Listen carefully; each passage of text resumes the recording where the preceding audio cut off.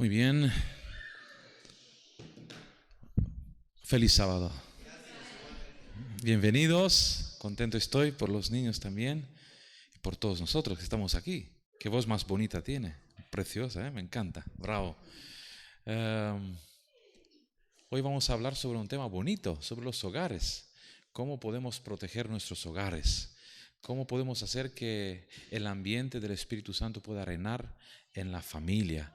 ¿Cómo podemos hacer que nuestros niños puedan crecer amando a Jesús? Es verdad que hay muchos retos hoy en día, ¿no? Para la familia, muchos desafíos. Además, en las ciudades, con los horarios que tenemos, con todo lo complejo que es eso de poder combinar el tiempo de tal manera que puedas dedicar tiempo de calidad a la familia. Es complicado, ¿no? Es complejo. Pero mirad, quiero compartiros unas poquitas cosas de la palabra del Señor acerca de cómo podemos hacer una realidad la espiritualidad en los hogares, de cómo podemos proteger nuestros hogares. Una joven me dijo una vez, no puedo decir poemas delante de mis padres. ¿Por qué? Porque me da vergüenza. Es decir, los puedo decir delante de la iglesia, pero delante de mi familia es como... Y de alguna manera Jesús dijo algún proverbio, ¿os acordáis? Que ningún profeta es bien recibido, ¿no? Y de alguna manera, claro, sabemos lo que hay en la casa, sabemos cómo somos en realidad, ¿no? Quizás es más fácil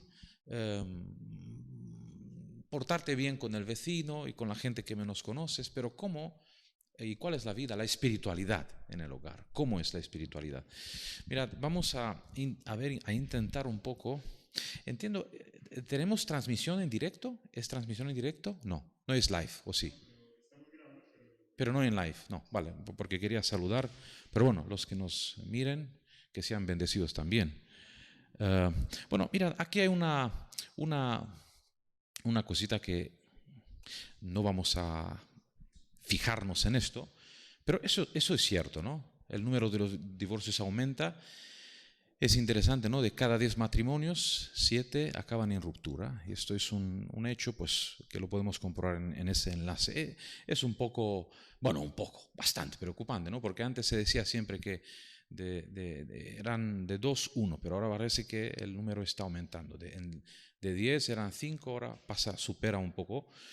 Entonces, de 10, digamos que 7 divorcian, pero es curioso que también de esos 10, ni los que se quedan todos por puro amor o por que se van bien. Algunos por obligaciones, otros porque tienen miedo, otros por los hijos, otros porque dirán, y varias cosas. Dicen que solamente uno quedan realmente porque se llevan bien y porque se respetan. Pero no ese es el tema.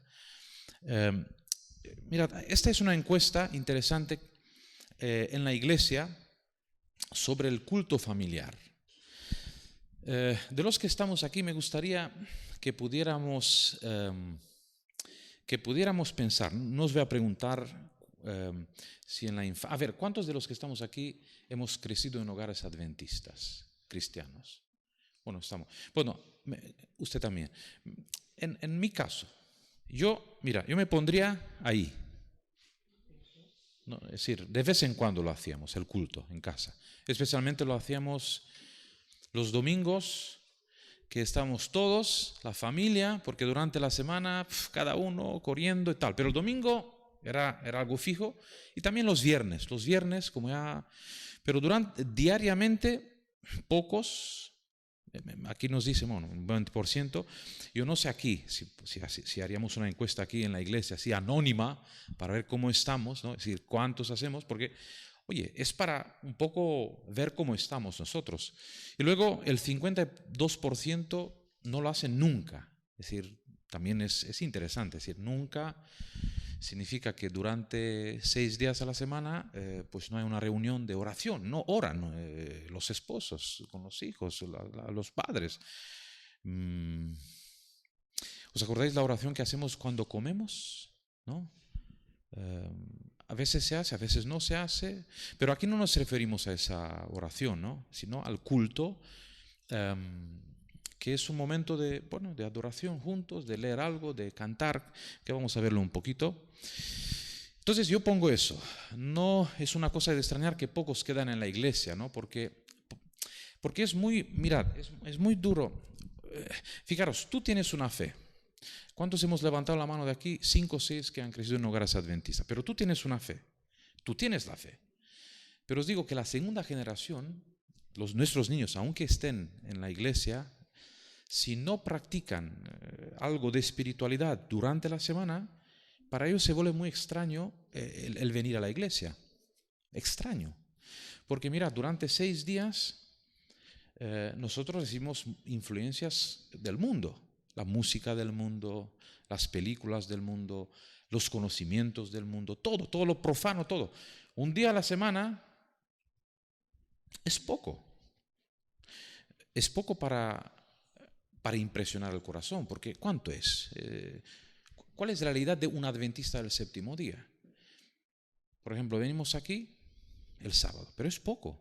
1 hora y media, ¿cuánto? 2 horas, como mucho.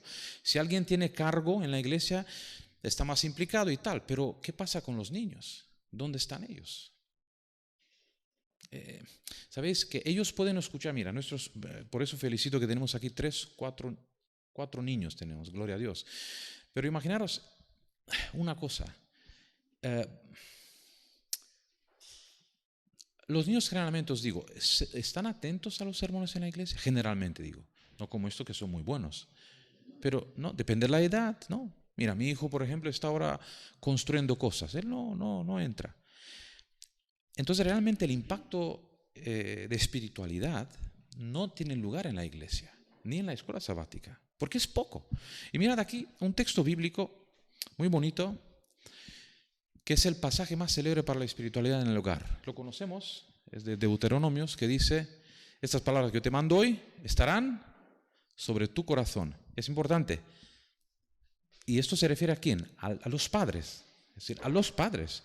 Mira, hay una cosa muy interesante. Nosotros estamos perdiendo jóvenes, muchos jóvenes, ¿no? Ese número a mí me impacta porque dicen que en 10 años hemos perdido 1 millón de jóvenes. Es muchísimo. Tú dices, ¿pero qué pasa? Y a veces nosotros, ¿qué hacemos? Que es verdad. Miramos y vemos por qué. Y decimos, podemos decir varias razones. O la culpa es del pastor, o que no tenemos pastor de jóvenes, o que la escuela sabática, o no tenemos escuelas adventistas, o no tenemos... Pero mirad, en este caso, la responsabilidad primordial es de los padres, porque mira lo que dice. ¿Dónde tienen que estar las palabras? En el corazón de los padres. Sobre el corazón de los padres. ¿Pero para qué? Con un propósito. Bienvenido. Dice así. Y las repetirás a tus hijos. ¿Qué tienen que escuchar nuestros niños? A veces yo encontré familias que no hacen culto porque dicen, es que no sé cómo hacerlo. Pero aquí es fácil, porque dice las repetirás. Es una repetición, un salmo, el Padre Nuestro, ¿no? Un versículo, una promesa, un proverbio. Repetirás a tus hijos, repetirás las enseñanzas. Luego dice, hablarás, eso me gusta, hablarás estando en tu casa. Pero mira el ámbito. Estando en tu casa, ahí empiezas. Pero luego dice, andando por el camino. Es decir, tú vas por el camino, una cosa es, empiezas en casa, pero cuando andas por el camino, tú también repites a tus hijos las enseñanzas. Y me gusta porque no son cosas ni de psicología, ni no sé qué cosas altas para decir cómo ganar, sino cosas sencillas. ¿Repetirás qué? Las palabras del Señor. Y me gusta porque dice, al acostarte, decime, ¿qué significa acostar? Pero más, al acostar, ¿cómo es? En la cama, ¿no? Es decir, exacto, pero al acostar, la palabra es cuando te pones así, ¿no? Es decir, cuando te tumbas. Entonces, es interesante porque incluso ahí, es decir, no solamente, porque a veces el culto familiar, ¿qué se ve? El culto familiar se ve como algo litúrgico, como algo rito, como rutinario, como algo, tienes que estar así. No. al acostarte. Es decir, a mí me gusta porque esto, la espiritualidad en el hogar, no significa cada día en el mismo lugar, no, sino tú puedes ir a cualquier parte, pero llevar las palabras del Señor contigo. Al acostarte, cuando te levantes, y aquí dice, las atarás como una señal en tu mano y estarán como frontales entre tus ojos y las escribirás en los postes de tu casa y en tus puertas. No, es interesante porque, digamos, nuestros hogares deberían estar llenos de la palabra de Dios, llenos de enseñanzas divinas. Es aquí, pero también en todas partes, donde hay oportunidad, puestas en cualquier lugar, no importa, para que nuestros hijos crezcan con eso, con esa influencia. Pongamos el valor a la palabra del Señor. Mira, hay una cita bonita en la conducción del niño que habla acerca de las madres. Dice, mira, la madre debería sentir su necesidad de la dirección del Espíritu Santo. Es decir, ese deseo de ser guiada por el Espíritu, como una necesidad, como algo que está ahí, ¿no? Si no se siente es como para preguntarse, ¿por qué no lo notas? ¿Por qué no necesitamos esa dirección del Espíritu Santo? ¿Por qué? Es como decir, oye, ora para que, ¿no? Busca. ¿Por qué? Para que ella tenga una experiencia genuina al someterse a los caminos y a la voluntad del Señor. Luego, mediante la gracia de Cristo, podrá ser una maestra sabia, suave y amante de sus hijos. Me gusta esto, ¿no? La primera maestra, ¿quién es? Es la mamá. Es la mamá. No es otra persona, es la mamá. Y dice, ¿qué hace? ¿Qué pasa cuando nosotros buscamos la dirección del Espíritu Santo y sentimos esa necesidad? Nos volvemos en maestras sabias, suaves, amantes. Suave, me gusta cómo lo expresa, suave, ¿no? Nosotros tenemos un hijo que ahora se ha ido a París con un grupo de 40 jóvenes. Y ayer, al irse a hacer las compras, mi esposa le dice, oye, ve con papá. Y ella dice, no quiero con papá. ¿Pero por qué no? No, es que yo le expliqué por qué. Porque claro, cuando yo voy a la tienda, oye, cómprate pero no, la mamá le dice esto y esto y esto y esto. Y le explica. Es bonito eso. Suave, ¿no? Le dice, oye, amante de sus hijos. Una madre amante, sabia, suave, que busque la guía del Espíritu Santo. Y mira, con respecto a esta cita, a mí me gustaría ir aquí. Porque yo cuando leo esto, yo siempre me doy cuenta que tengo cosas que hacer, que repetir, porque yo es decir, y creo que ninguno de los padres puede decir, oye, estamos cumpliendo con eso. Pero mira, aquí hay una cita de ánimo, porque dice, a los padres que han comenzado mal su enseñanza, les digo, no desesperéis. Necesitáis convertiros cabalmente a Dios. Necesitáis el verdadero espíritu de obediencia a la palabra de Dios. Debéis hacer reformas decididas en vuestras propias costumbres y prácticas, conformando vuestra vida a los principios salvadores de la ley de Dios. Esto me gusta porque aquí se nos dice, oye, hay que hacer una reforma decidida. Podemos hacer campañas, ¿no? Y tenemos el plan de acción integrada. Ahora estamos entrando a partir de enero en el plan de la Unión, en lo que es comunica, ¿no? El periodo. Tenemos una campaña de evangelismo en el mes de enero, fines de enero, comienzo de febrero. Tenemos los 10 días de oración, tuvimos los 40 días, ¿os acordáis?, de oración con el conflicto de los siglos. Y tenemos actividades.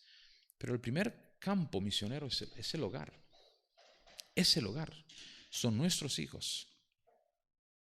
Y mirad, nosotros podemos decir muchas cosas. Ayer hablaba con mi hijo y se encontró, él estudia ahora mismo Derecho, ¿no? Y se encontró con un compañero en la clase que es adventista, pero que ya no va a la iglesia. Sus padres son adventistas, pero él ya no va, ¿no? Y entonces hablando, él me dijo, mira, es que mis padres insistían, pero ya no me gustaba más, ya no quiero más. Hay que entender una cosa, y es que hagamos lo que hagamos, para la naturaleza vieja, para la naturaleza carnal, la iglesia no gusta, Dios no gusta. No, es que nosotros no nos despertamos con ganas de orar. Es una disciplina. Tienes que depender del Señor, ¿no? Te despiertas y dices, Señor, ayúdame. ¿Por qué oramos? Por eso, porque somos débiles. Mirad, nuestros hijos hasta cierta edad no tendrán posibilidad de depender por sí mismos del Señor. Dependen a través de nosotros del Señor. Hoy he tenido el privilegio, sabes que yo enseño a mis hijos y les digo todos los días el Padre Nuestro. Y les invito, ora tú también, ¿no? El Padre Nuestro, una oración, porque si no. Pero hoy mi hijo por fin, no es tan grande, pero empieza a orar con sus palabras, que es cosa muy importante. Pero hay momentos cuando no ves ningún cambio, cuando te desesperas, cuando ves que la educación parece que no avanzas. Hay momentos de angustia para los padres, ¿no? ¿Qué va a hacer de nuestros hijos? ¿Qué pasará con ellos? Pero os digo, es un milagro que nosotros hoy estemos aquí. Pero muchos de nosotros estamos aquí porque en algún momento algunos padres creyentes, fieles, oraron por nosotros.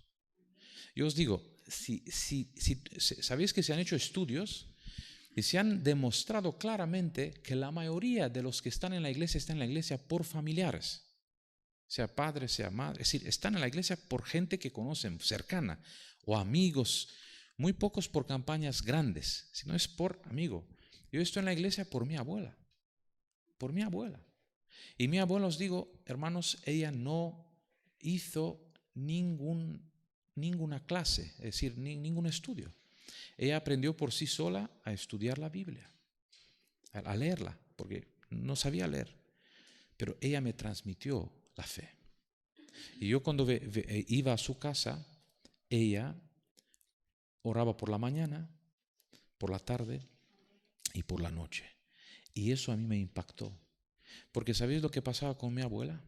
Cuando yo me levantaba de la oración esa larga, que no entendía nada, que me aburría, pero bueno, oraba porque era mi abuela. ¿Sabéis lo que me quedó en la mente?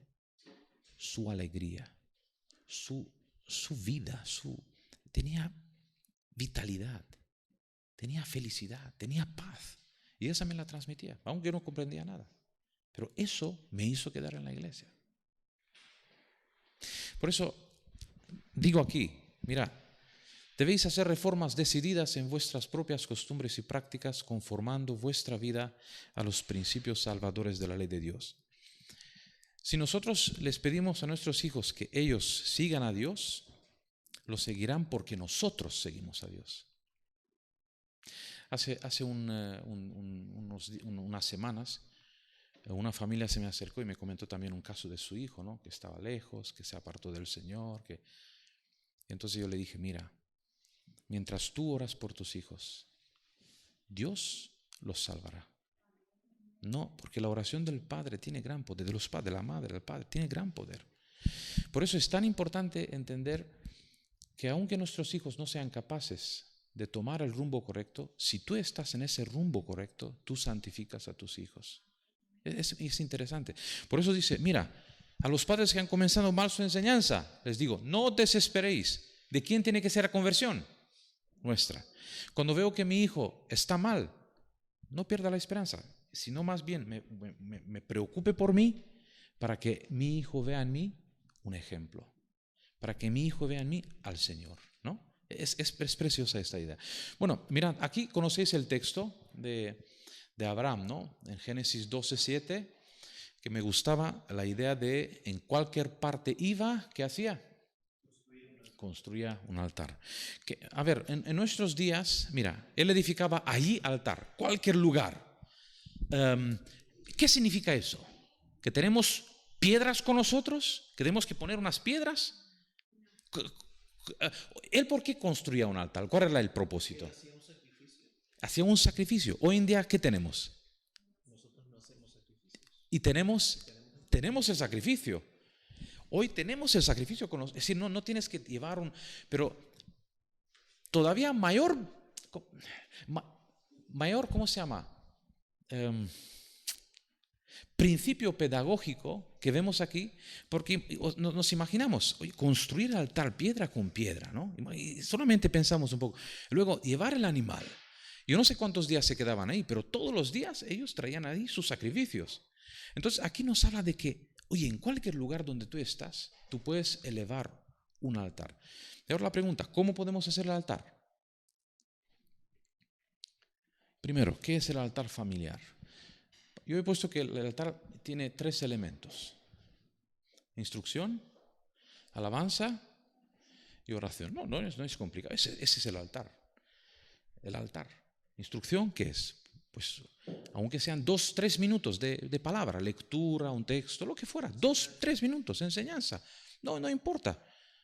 Luego, alabanza, oye, un himno, una estrofa. 2, esto no importa, algo, poquito, pequeño. Oye, ¿cuántas veces cantaba yo y mis hijos no me hacían caso? Yo creo que a tu altar le falta un elemento. Adelante. Es la alegría. Porque cuando el culto familiar no es alegre, es rígido, es quédate quieto, canta, escucha, ora, no hay un buen ambiente y no hay una buena disposición. Pero cuando el culto es alegre... Espera, que como esto se graba, me gustaría que se escuche. Decía que cuando el culto es alegre, cuando se canta pero con alegría, cuando los niños pueden expresarse, cuando la palabra no es de recriminación sino de enseñanza pura, y cuando la oración es de agradecimiento, queda impresionado el corazón infantil. Y eso, aunque luego se aparte, está allí. Hugo, gracias, hermano Hugo. Mañana yo voy a seguir porque son 2 temas. Y mañana en el Salmo 100, el versículo 1, está el texto que dice: venid delante de él con alegría, que es muy importante. Pero como básico, digamos, oye, uno se pone, escucha algo, segundo, canta algo. Os digo, no siempre se puede cantar, pero es bonito, porque no siempre tienes el tiempo. Pero la oración es fundamental, hay que orar, ¿no? Oras. Y si pueden orar los niños, mejor. Es decir, que ellos mismos puedan orar. Luego, ¿cuáles son los resultados del altar familiar? Primero, mirad, una búsqueda de Dios como una herencia transmitida a nuestros niños. ¿Qué tenemos ahí?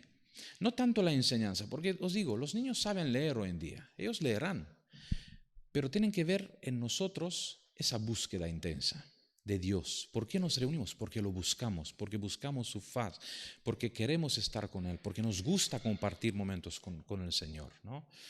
Es cierto que si el culto familiar se vuelve algo como rutinario, pierde su atracción, pero debe quedar como algo. ¿Por qué mi papá y mi mamá hacían eso? Porque buscaban a Dios. Ellos lo querían a Dios en el hogar. Luego, la familia siempre se une alrededor del altar. Os digo, he tenido muchas familias y muchos matrimonios jóvenes que tenían discusiones, que tenían problemas. Y cuando se acercaban y me comentaban la situación, les preguntaba, era la primera pregunta: ¿vosotros oráis? Pero ¿cómo vamos a orar si no podemos orar? Discutimos todo el día. Oye, póngase a orar. Pasaron 2 semanas, otra vez, oye, ¿cómo estáis? ¿Habéis orado? No, es que no podemos orar. No. Quizás en tu hogar sea algo muy sencillo. Y tú digas, ¿cómo no? Yo voy a orar, yo oro. Pero no es tan sencillo. ¿Sabéis por qué? Porque cuando tú tienes una pelea, ¿a dónde te lleva el enemigo? A peleas, a discusiones, a confrontaciones. Ya no puedes orar. Es diferente orar aquí. Incluso es más fácil orar aquí. Uno dirá, no, yo tengo miedos. Pero es más fácil orar aquí que en tu propio hogar. Porque en tu propio hogar, ¿qué significa la oración? Uno se abre, se vuelve vulnerable. Entonces, como sabe que tiene algún problema con el otro, no puede. No puede decir perdónanos a nosotros, porque si no se perdona es complicado hacer la oración. ¿Me entendéis? Es duro. Por eso, ¿por qué nos prepara el altar? ¿Qué hace el altar en la casa? Nos ayuda a unirnos.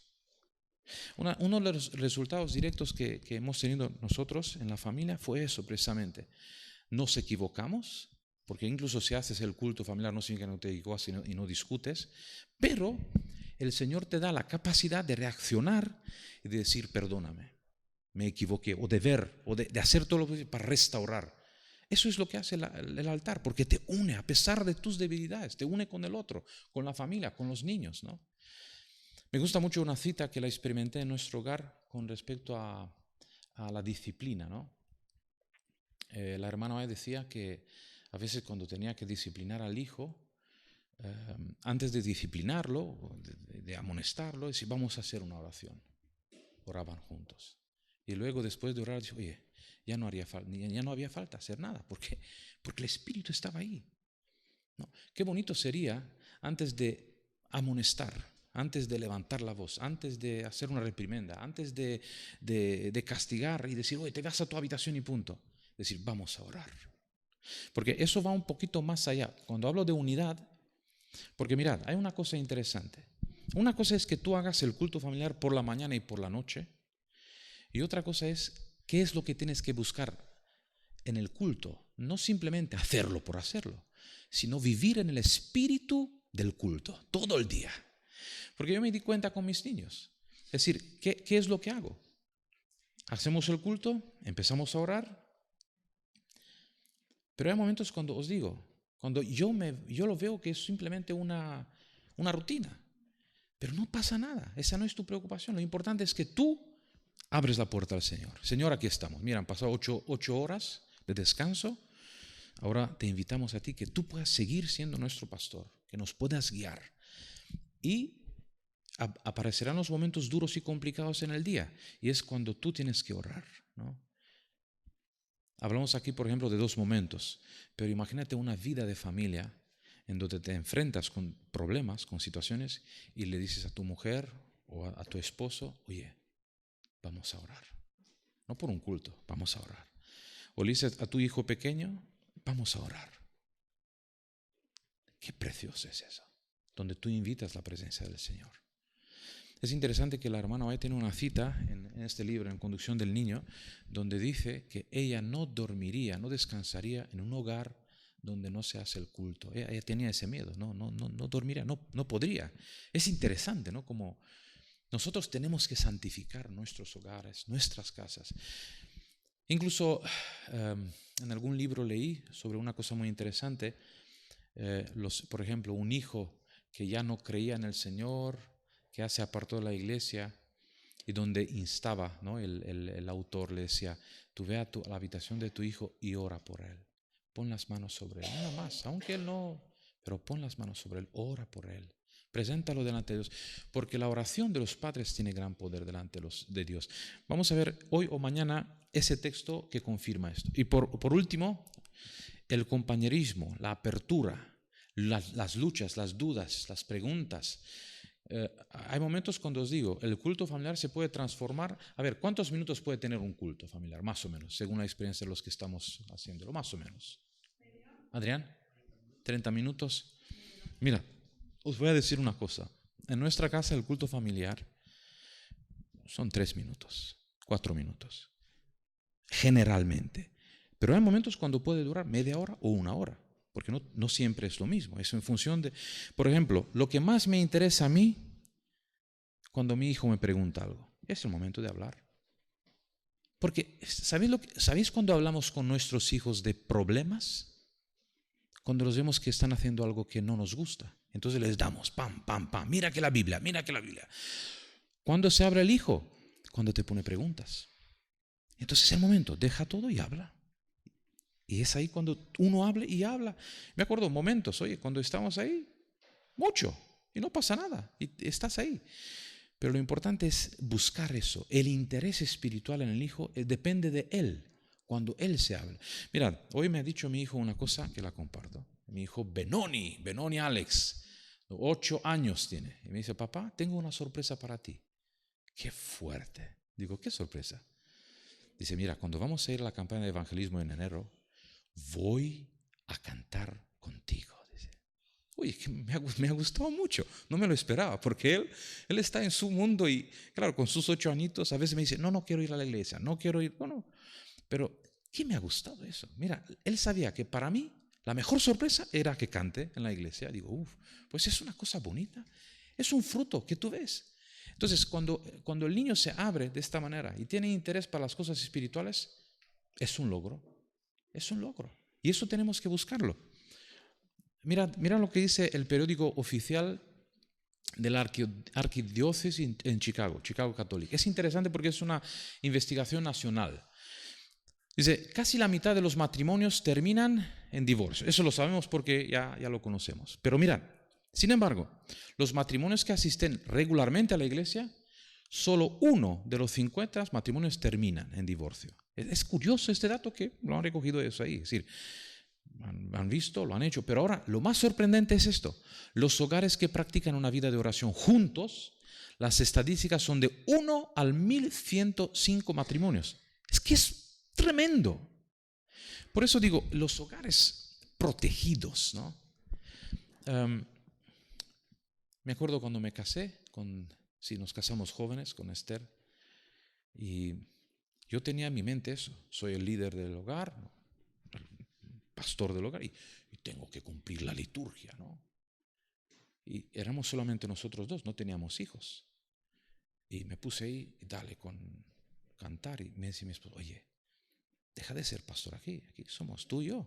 Sí, deja, ya, aquí no, nada de eso, aquí ya, vamos a cantar sentados y vamos a... Y era verdad, es verdad. Yo me acuerdo en el caso de mi familia que los cultos los hacíamos muy rígidos. Y ahí cantaba la abuela con su voz preciosa, que yo la heredé, pero ella cantaba ahí. Y claro, nosotros como niños todos reíamos, porque para nosotros era raro eso de escuchar cantos de... En la iglesia era diferente, pero escucharlo en vivo, en casa, ¡pua! Y eso a mí me ayudó con mis niños para acercarles los himnos. Porque yo, si hoy canto con mis hijos himnos, ellos no me dicen, oye, pero qué aburrimiento. Les gustan, cantan. ¿Por qué? No porque no sean aburridos, porque os digo una cosa. La música que escuchan nuestros hijos y nosotros mismos fuera es muy diferente de la música de la iglesia. Es muy diferente. Hagas lo que hagas. Si no lo acostumbras, él no le gustará aquí. Y os digo una cosa, hagamos lo que hagamos aquí, siempre el mundo tiene mejores ofertas. Mejores, mucho más atractivas. Incluso a nosotros nos atraen. Pero, ¿cuál es la clave? Oremos juntos. Oremos juntos. Mucha oración. Santifiquemos el día con nuestros hijos. Ahora, no tengo aquí un regalo, pero os hago una pregunta de regalo. Es un 10. ¿Quién la responde? Decidme, ¿cuál es el número para que el altar pueda ser constituido en un hogar? ¿Qué número tiene que ser? Es decir, debe haber un número para que se haga el altar. Por eso, es decir, no, para que haya un altar debe haber un número. Si es 1, soy yo. Pero debe haber, ¿os acordáis lo que dijo el Señor Jesús? Dice, cuando hay 2. No, pero con alguien. Sí, no, pero por eso digo, no, cuando es 1 es la oración privada de 1. Pero cuando son 2 o 3, imagínate. ¿Por qué os digo eso? Porque me acuerdo una vez, tenía un amigo, Cornel, trabajaba en Israel, viernes de noche, corriendo para prepararse para el sábado. Y sabéis que en Israel a las 3, 4 ya cierran todo. Y dicen que casi a la puesta, había un rabino fuera que estaba esperando. Y como veía a nuestro hermano que corría, pensaban que era judío y lo invitaban en la sinagoga. Pero claro, le decía, no, es que yo no soy judío. Entonces vete. ¿Por qué? Porque ellos, para empezar el culto en una sinagoga, tienen que ser 10. Fíjate, es que nosotros cuando hablamos de qué es lo que dijo Jesús, 2 o 3 en mi nombre. Es decir, qué bonito. 2 o 3. Es decir, por eso digo, llevemos a la iglesia en nuestros hogares. La podemos hacer 2 o 3. Es decir, llevamos ahí. Es verdad, porque, mirad, porque es muy importante esto. Porque yo me encontré personas que oran solos, pero no lo hacen en la familia. Es Sí, ahora no nos referimos, porque es verdad, eso abre también una puerta, por ejemplo, que hacemos en el caso de los solteros, es diferente, pero mi enfoque es más bien para el tema del hogar, ¿no? Del altar. Pero 2 o 3, ¿qué animador es eso? Oye, 2 o 3, es complicado. Cuando yo entendí este concepto de 2 o 3, empecé a agradarme con las oraciones de mis compañeros, de mi familia. Qué bonito es escuchar, a ver qué dice, a ver qué ora tu compañero. Y ahí entendí también una cosa, que cuando uno ora, debes estar en el espíritu de esa oración. ¿Y cómo lo estás? Prestando la atención y a veces diciendo amén o así es, o lo que fuera, pero estando ahí, estando presente, mostrando que estás ahí, que te gusta, que lo acompañas, que lo fortaleces, que estás con él, ¿no? Es tan importante que podamos rodear nuestros hogares con eso. Mirad, hay un ejemplo de familia consagrada. ¿Os acordáis de Josué? ¿Cómo dijo? Yo y mi... Ahora os pregunto una cosa. ¿José lo dijo porque era dictatorial o porque sabía algo? Yo creo que sabía, es decir, él sabía que su casa era como decir, yo he tomado el pulso de mi hogar y sé que mis hijos servirán a Jehová. Pero eso es fuerte, hacer una afirmación de ese tipo. Y vemos que es tan fuerte que, mirad, os voy a poner el versículo. En el versículo 31 dice así, mira, y sirvió Israel a Jehová todo el tiempo de Josué y todo el tiempo de los ancianos que sobrevivieron a Josué y que sabían todas las obras que Jehová. Es decir, la influencia de la familia de José fue más allá de su muerte. Él sabía, tenía la certeza, sin duda alguna, que cuando una familia se llena con oración, se llena de alabanza, es una ganancia. Es una ganancia. Es decir, nosotros tenemos que llegar a la certeza de decir, oye, que mi hijo tenga esa certeza de decir, yo y mis hijos después de mí servirán a Jehová. Es que es impresionante lo que él dice. Nosotros quizás, yo mismo titubearía, diría, oye, estoy tan seguro, no lo sé, ¿cómo será?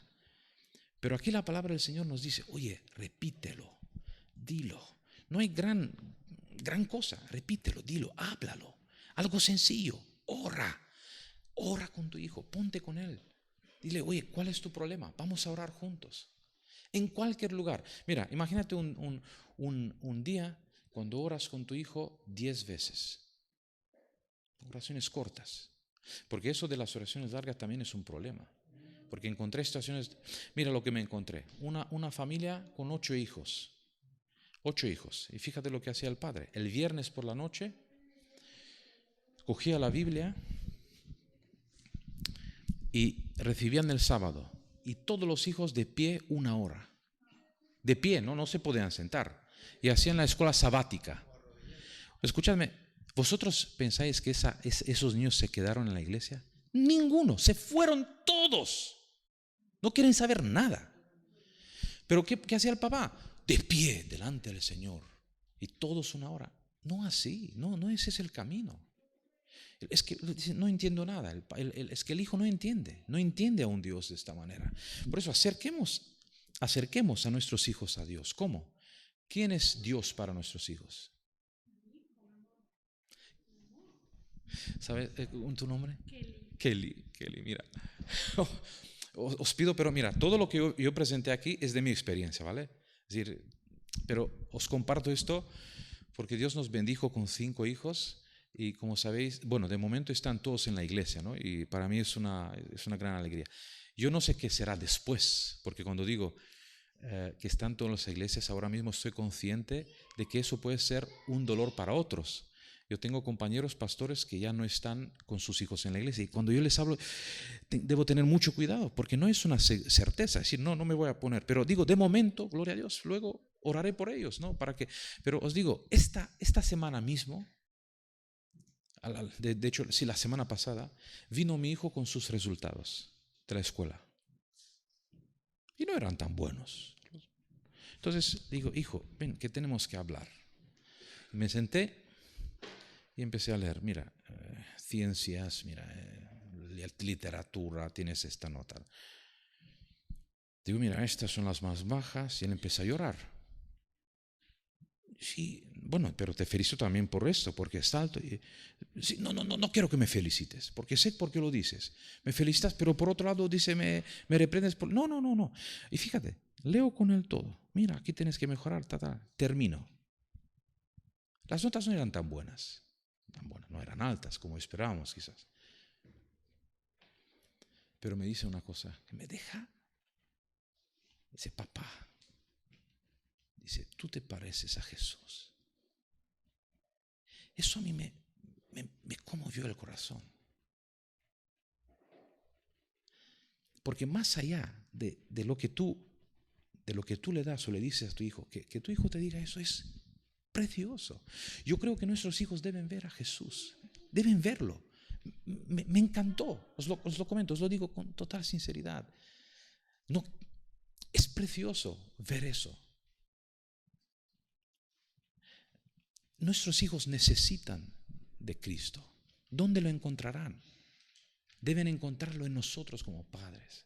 Que seamos los modelos para ellos.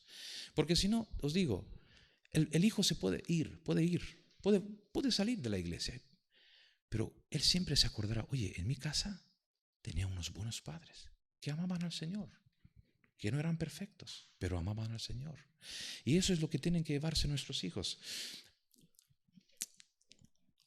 Me gustó mucho esta cita de Richard Strauss. Dice, el amor maduro consta en crecer desde la posición en la que recibes mucho y ofreces poco, a la posición en la que ofreces todo con alegría, sin pedir. Eso a mí me... Yo os digo, hermanos, cuando yo pienso en mi matrimonio hace 20 años, me avergüenzo y no quiero volver a eso. Estoy feliz porque, ¿sabe? El matrimonio es un crecimiento. Pero yo me acuerdo cómo teníamos una regla con mi mujer y era la siguiente. Antes de vernos y antes de saludarnos, vamos a pasar 1 hora con el Señor. Cada uno por separado. 1 hora con el Señor. Qué bonito es ese momento. Es decir, no hablando de culto. Cada uno tiene que buscar al Señor. Pero hay que hacer todo lo posible para darle preeminencia al Señor en nuestros hogares. El amor completo no necesita echar la moneda para ver quién recibe atención en primer lugar. Me gustó esta ilustración, ¿no? En la mano del violinista, el violín produce un sonido precioso. Cuando Dios une a un hombre, a una mujer, lo hace para siempre. El mejor regalo de Dios es la familia. Y por fin, que no pares nunca en luchar por la recuperación de tu familia. Si tu hogar está destruido, el Señor es el gran restaurador. Hermanos, yo no digo, leamos muchos libros, que son buenos todos, pero creo que si falta la oración en el hogar, no hay manera de restaurar el hogar, no hay manera de protegerlo. Me gustaría mucho que pudiéramos ir a nuestras casas, por lo menos los que estamos en esta noche aquí, y si hasta ahora hemos hecho el culto, me alegro, enhorabuena, sigámoslo haciéndolo. Este año que viene, pues es un nuevo comienzo. Creo que sería muy oportuno tomar una decisión y si quizás hasta ahora han pasado muchos días sin haber hecho este ejercicio espiritual, pues tomemos la decisión que empecemos este nuevo año, de que no falte ni un día sin hacer el culto en el hogar. Me acuerdo días cuando no estaba en casa y tenía la necesidad de orar con mi esposa. Entonces, a veces en el coche, nos llamamos, sabes que el coche puedes ponerle manos libres. Ella leía la matutina, la escuchaba, y mientras yo conducía, ella oraba. Por eso digo, me gusta eso de, incluso cuando caminas, cuando andas, lo puedes hacer, búscalo. Hay oraciones que se hacen por teléfono, es decir, no hay excusa, se pueden hacer, solamente buscar el momento. Así que fortalezcamos nuestros hogares con la oración y con la presencia de Dios. Es mi deseo que nosotros, los que estamos aquí, tengamos hogares protegidos por la presencia del Señor. Que eso sea una realidad para todos nosotros. Amén. Y gracias. Tú has estado muy atenta. Te felicito. ¡Bravo!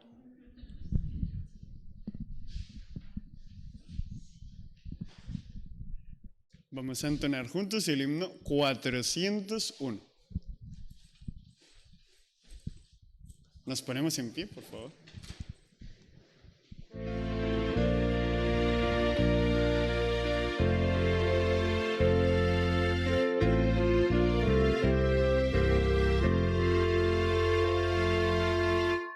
Eterna roca es mi Jesús, refugio en la tempestad. Confianza he puesto yo en él, refugio en la tempestad. Roca eterna, nuestra protección, nuestra fuerza, nuestro Salvador, nuestro auxilio en la tribulación, consolación en el dolor. Es sombra en día de calor, refugio en la tempestad, defensa eterna es mi Señor, refugio en la tempestad. Roca eterna, nuestra protección, nuestra fuerza, nuestro Salvador, nuestro auxilio en la tribulación, consolación en el dolor. Oh roca eterna, mi Jesús, refugio en la tempestad, sé tú mi guía, fuerza y luz, refugio en la tempestad. Roca eterna, nuestra protección, nuestra fuerza, nuestro Salvador, nuestro auxilio en la tribulación, consolación en él.